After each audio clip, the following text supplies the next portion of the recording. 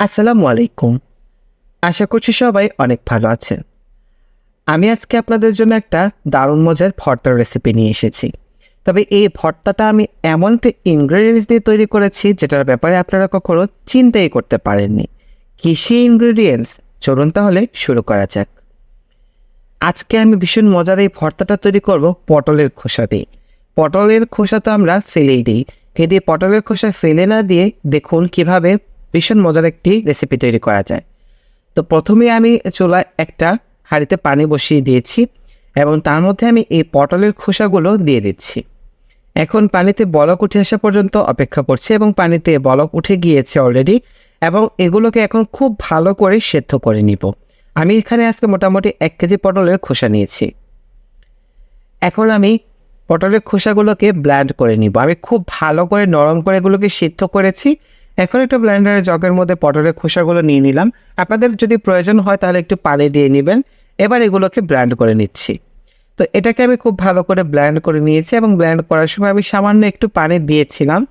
তো পেস্টটা কিছুটা এরকম হবে, আপনারা চাইলে শিলপাটায় বেটে নিতে পারেন। এবার আমি চুলায় একটা ফ্রাইং প্যান বসিয়ে দিলাম এবং তার মধ্যে দিয়ে দিচ্ছি 1/3 কাপ পরিমাণে সয়াবিন তেল। আপনারা চাইলে এখানে সরিষার তেলও দিতে পারেন। এখন এখানে আমি দিয়ে দিচ্ছি 1/2 কাপ পরিমাণে পেঁয়াজ কুচি। এখন এই পেঁয়াজটাকে খুব ভালো করে তেলের মধ্যে ভেজে নিব। পেঁয়াজটাকে মোটামুটি আমি বেশ ভালোই কড়া করে ভেজে নিব।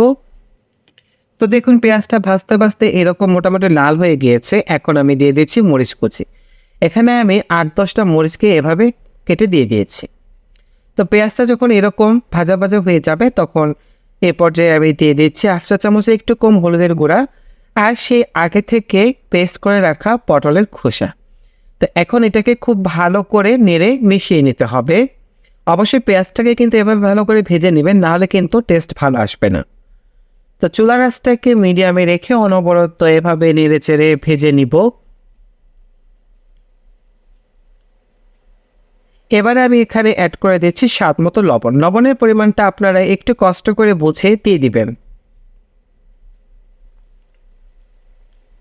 তো লবণটা দিয়ে দেখুন আমি খুব ভালো করে অনবরত এভাবে নেড়ে মিশিয়ে যাচ্ছি। আপনারা ঠিক এভাবে করতে থাকবেন। অনেকটা এটা হবে আমাদের হালুয়ার মতো, যেভাবে আমরা হালুয়া করে প্যানের গা ছেড়ে আসি, ঠিক সেরকম এভাবে ভাজা ভাজা করে নিতে হবে। এতে করে ভর্তার স্বাদটা ভীষণ ভালো আসবে। তো এটা হয়ে গিয়েছে, এখন চুলা থেকে নামিয়ে নিলাম। চুলা থেকে নামিয়ে এখন এটাকে আমি একটা বাটিতে সার্ভ করে দিয়েছি।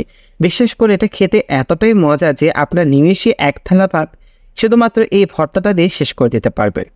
আশা করছি আজকের এই অসাধারণ রেসিপিটি আপনাদের ভালো লেগেছে। সবাই অনেক ভালো থাকবেন, সুস্থ থাকবেন। আল্লাহ হাফেজ।